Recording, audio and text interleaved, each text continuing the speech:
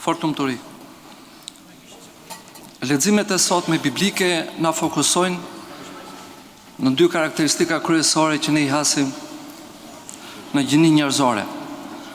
Falënderimin që ne duhet të shprehim, por edhe mos mirënjohjen. Ungjilli I sotëm na tregon për një mrekulli që bëri Krishti duke shëruar 10 veta të lebrozur, të cilët u shëruan nga Krishti, por nga këta të 10 vetëm njëri u kthye që ta falenderonte Krishtin. Edhe apostulli I sotëm, fragmenti apostolik, na kujton që ne kemi veshur njeriu në ri, me pagëzimin. Mirë, po duhet kemi kujdes nga mos mirënjohja apo nga gabimet të ndryshme që ne bëjmë, që ta zhveshim të njeriu e ri dhe prapë të kthehemi tek njeriu I vjetër. Dhe kjo lidhet ngushtë me falenderimin që ne kemi gjatë jetës tonë, si në jetën e re që kemi nisur pas pagëzimit. Pra me këtë falenderim ne do duhet të vazhdojmë deri në fund të jetës, dhe kështu do ta bëjmë të fortë dhe të fuqishëm këtë njeri të ri me veshjen e re që kemi marrë me pagëzimin në Krishtin. Të dashur vëllezër dhe motra në Krishtin, ne çdo të diel dhe njësohemi që të marrim pjesë në liturgjinë hyjnore, në këtë adhurim falenderues të kishës son me qendër kungimin. Të gjithë e dimë dhe ndjejmë dhe kemi menduar madje që kemi të nevojshme për ta përkujtuar, për ta kujtuar vazhdimisht se çfarë është kjo dhe cili është qëllimi I mbledhjes son në Krishtin këtu së bashku çdo ditë të diel. Dhe kemi menduar që çdo të diellat që pasojnë, për 4 të diela, të referohemi liturgjisë hyjnore. Sot do të flasim për kuptimin e saj në tërësi, ndërsa të diellat e mëpashme shpjegimet pjesë të saj.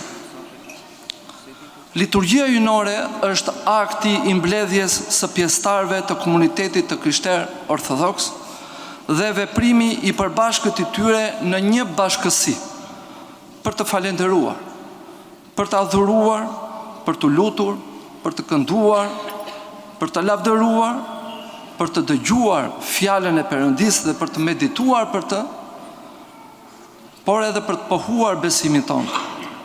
Dhe në vazhdim për të ofruar, për të blatuar pra dhuratat tona që kemi drejtuar Perëndisë, por për të blatuar edhe veten tonë.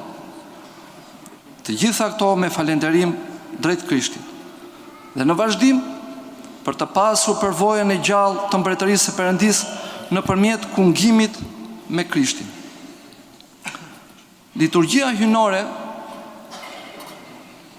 quhet ndryshe edhe mesha hyjnore. Në Shqipër të dyja fjalët janë të huazuar nga gjuhët e mëdha të kulturës, të dy kulturave të mëdha që ne marrim pjesë apo dhe kufizohemi.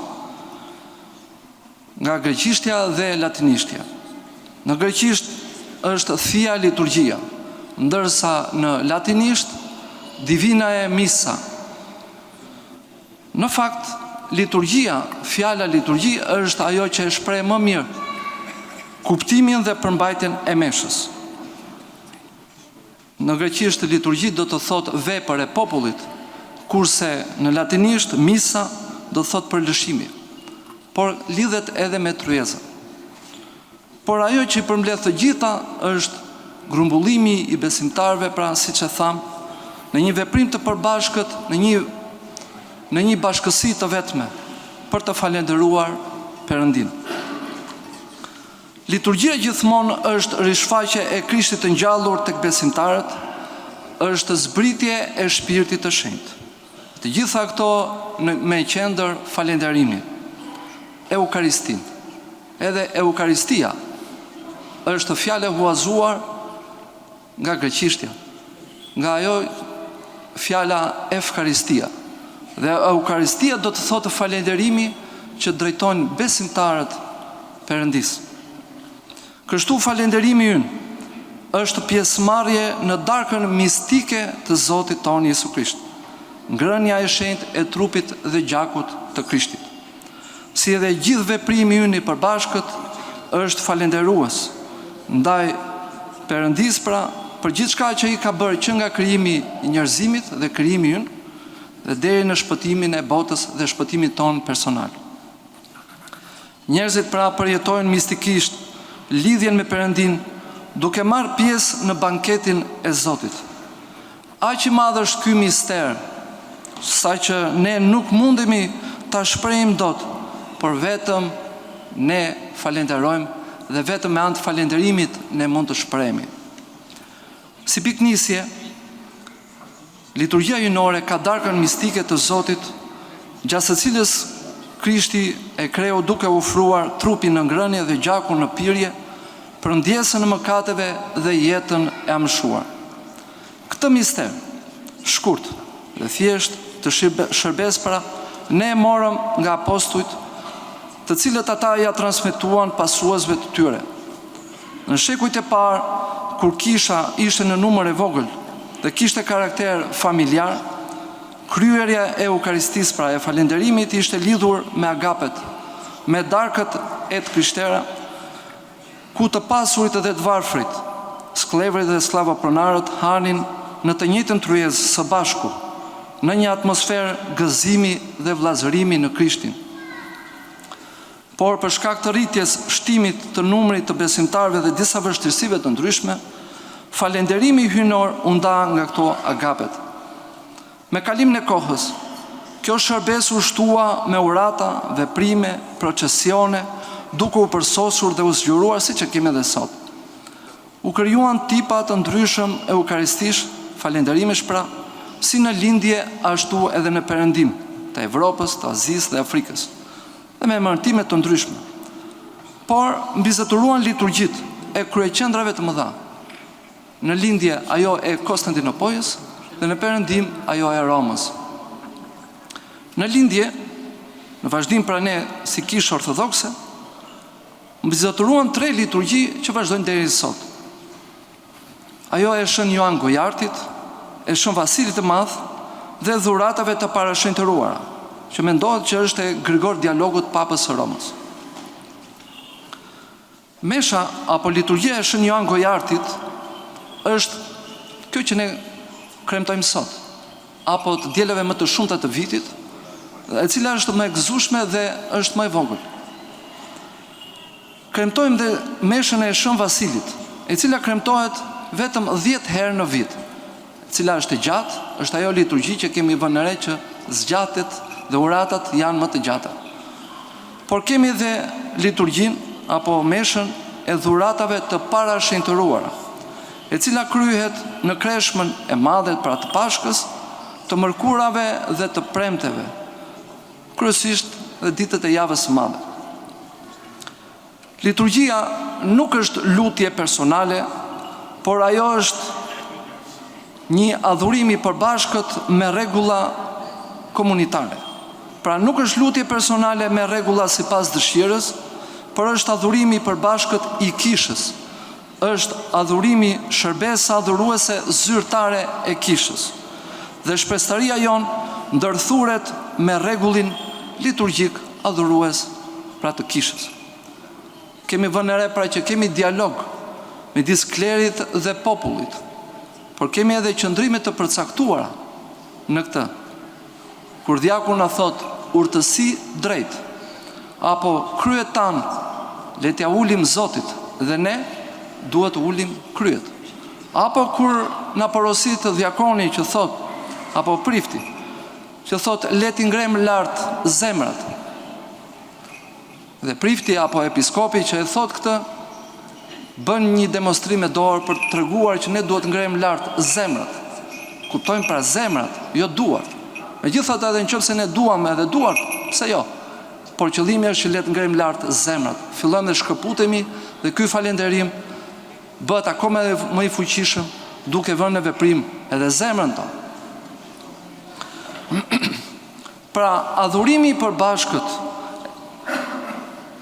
tregon që ne e vendosim veten tonë, mendjen, zemrën brenda fjalëve, lutjeve, adhurimit të përbashkët pra që kemi si komunitet. Lutemi, adhurojmë së bashku me të tjerët, si një trup I vetëm, si një mendje, si një zemër, si një shpirt. Nuk lutemi si individ, lutemi si qelizë të trupit të Krishtit, si antar të komunitetit, si antar të kishës, në lutjen zyrtare pra të kësaj kishe.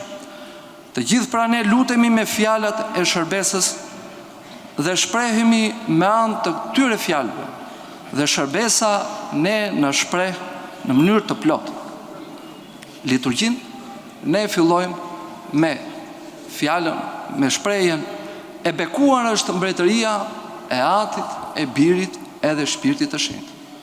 Këtu jemi ftuar që të marrim pjesë, jemi mbledhur për të marrë pjesë në këtë dhe përpiqemi, ofrojmë veten tonë dhe dhuratat tona, të marrim pjesë të gjithë së bashku në këtë mbretëri në drejtimin e Krishtit. Pjesa e parë është ajo grumbullimi besimtarve, mbledhja e tyre pra në atë që quhet liturgjia e fjalës. Në pjesën e parë kemi karakteristike, pjesë didaktike të kishës, kur ne psalim himne së bashku, lexojmë pjesë fragmente biblike, predikojmë pra e shpjegojmë atë, lutemi dhe në qendër pra është fjala e Perëndis, fjala e mishëruar, pra Krishti. Ai shpallet dhe meditohet mes komunitetit. Boshti I kësaj pjese të parë është ajo që ne kemi vënë re, procesioni I ungjillit, shoqëruar nga ata që paraprin para fëmijët apo dhe të rinj, me lambadhe përpara, pason ungjilli dhe klerikët në vazhdim. Pra procesioni I ungjillit, të cilën ne e quajmë hyrja e vogël, pra hyrja e ungjillit në altar. Kjo na tregon që gjithë komuniteti ynë në drejtimin e Krishtit hym drejt altarit, pra marrim pjesë të gjithë në drejtimin e Krishtit dhe udhëzohemi prej tij në mbretërinë e Perëndisë. Dhe pjesa e dytë është ajo pjesë të cilën ne e quajmë flijimi eukaristik apo falenderues, apo ndryshe liturgjia e misterit. Ku ne si besimtar marrim pjesë në blatimin, në ofrimin e Krishtit, apo ofrojmë edhe ne atë çfarë ne kemi dhe çfarë jemi. Boshti pra është në këtë pjesë procesioni me dhuratat e shenjta që janë përgatitur nga ata që kanë sjellë besimtarët. Pjesë pra nga buka dhe vera, bashkuar dhe me ujë, dhe ne këtë do t'i afrojmë Perëndisë. Dhe kjo quhet ky procesion nga klerikët, pra ajo procesioni I dytë pra quhet hyrja e madhe, ose hyrja e dhuratave që përgatiten për t'u shenjtëruar. Duke kuptuar pra dhe duke përjetuar siç duhet pra liturgjinë hyjnore, ne ftohemi dhe jemi përgatitur, si më thënë, me shpresëtari për të marrë pjesë, jo pasivisht, jo si shfaqje apo si spektator që ta shikojmë këtë që ndodh, por ne duhet të përqendrohemi pra ashtu siç porosita edhe më përpara, të gjithë në një trup të vetëm, brenda fjalëve që ne shprehemi. Të vim në kohën e duhur, përpara se të fillojë kjo shërbesë, që ta fillojmë lutjen tonë të gjithë së bashku si komunitet, të cilën ne e formojmë gjithë së bashku kur ne vim, formojmë kishën e Krishtit. Dhe ne duhet të vim në ato kohë përpara pra se të filloj e bekuar është mbretëria e Atit, e Birit dhe Shpirtit të Shenjtë.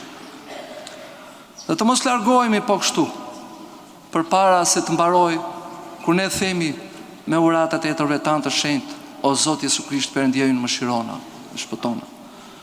Të përgatitemi që të kungohemi me shpresëtari, por jo për inerci, sepse duhet të kungohemi. Dhe duhet kemi kujdes për të gjitha që të marrim pjesë me vëmendje, me frikë Perëndie, dhe të vim pra me dashuri dhe të çliruar nga urrëtia apo nga gjykimet dhe paragjykimet të ndryshme. Dhe së fundi, nuk ka gëzim më të madh që ne të marrim pjesë në tryezën që na shtron Zoti ynë, zotëria ynë I cili ne na ftoi që nga pagëzimi. dhe i cili na pret në fund të jetës tonë. Pra nuk ka gëzim më të madh që ne të marrim pjesë në këtë tryezë të dashurisë së Tij, i cili ne na quajmë pra edhe bi. Ai në këtë tryezë ne na bashkon të gjithë së bashku, pa dallim, race, shtrese ekonomike, kulturore apo kombi. Të gjithë ne ai na bashkon duke formuar kishën e Tij.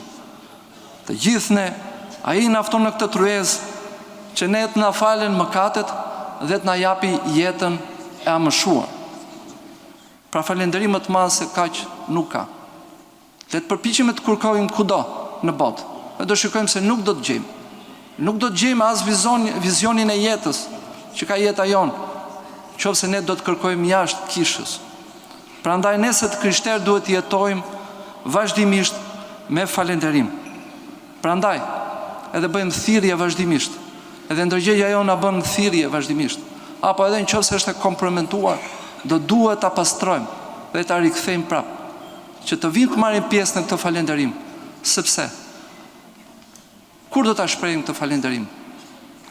Nëse ne mendojmë që do mungojmë apo do të justifikojmë me forma të ndryshme, se themi do të falenderojmë Perëndin jashtë kishës, jashtë i komuniteti, ne gabojmë dhe gënjejmë veten.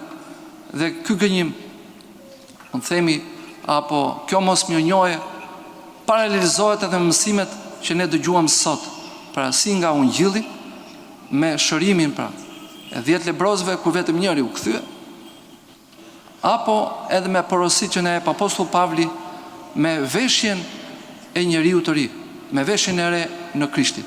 Vetëm në kishë dhe brenda komunitetit ekziston dhe mund të fuqizohet falënderimi dhe kjo veshje e re që ne kemi nisur që me pagëzimin hynor. Amin.